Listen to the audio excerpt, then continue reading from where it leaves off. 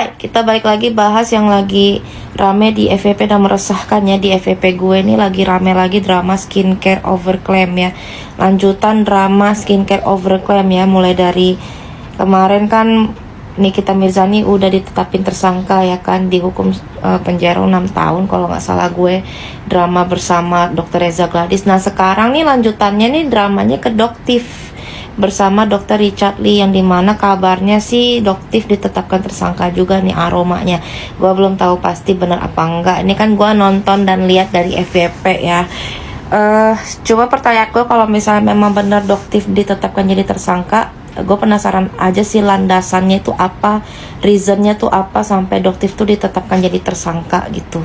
And then terus apa kabar sama skincare overclaim, terus tempelan stiker tomat, apalah gitu, I don't know gitu.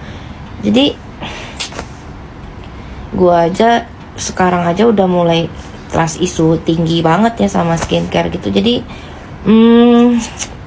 gua nggak tahu sih ini drama tuh maksudnya apa ya, drama skincare overclaim, mana yang benar dan mana yang bisa dipegang, mana yang dipercaya. Itu jadi kayak udah nggak ada landasannya lagi nih. Jadi menurut kalian tuh gimana ya tentang Doktif yang nantinya akan ditetapkan jadi tersangka gelar perkara dia bersama Dr. Richard Lee? Dan ya terus apa kabar dunia skincare? Hello.